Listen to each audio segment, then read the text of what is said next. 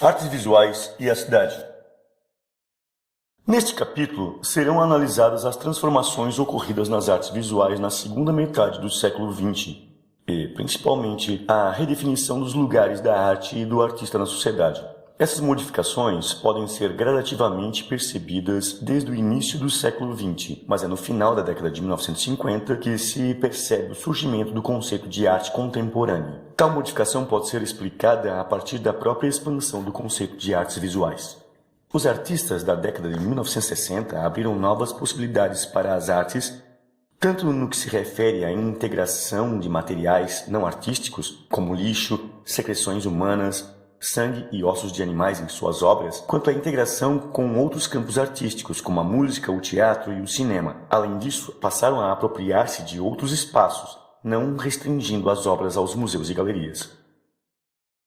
Dessa forma, as artes visuais deixaram de ser reconhecidas apenas nas modalidades pintura e escultura, e passaram a ser vistas de maneira mais ampla, que o levou à construção de novas denominações. É o caso das instalações, performances, vídeos instalações, artes públicas, etc. Um exemplo desse deslocamento no campo das artes visuais é o trabalho do artista estadunidense Andy Warhol e do movimento da pop art.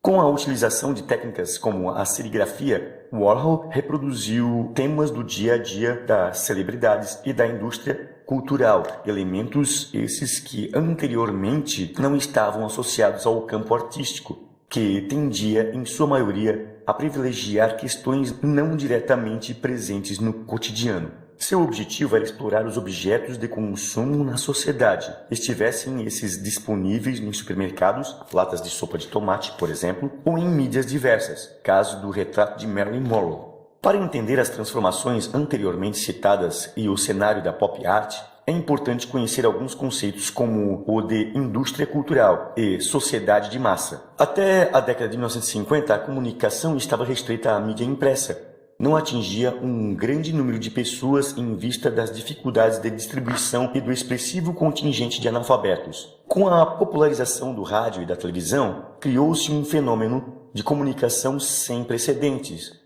capaz de vencer tanto a barreira da transmissão, chegando a lugares mais distantes, como a decomunicação, pois utilizava mecanismos que não exigiam a leitura de textos escritos.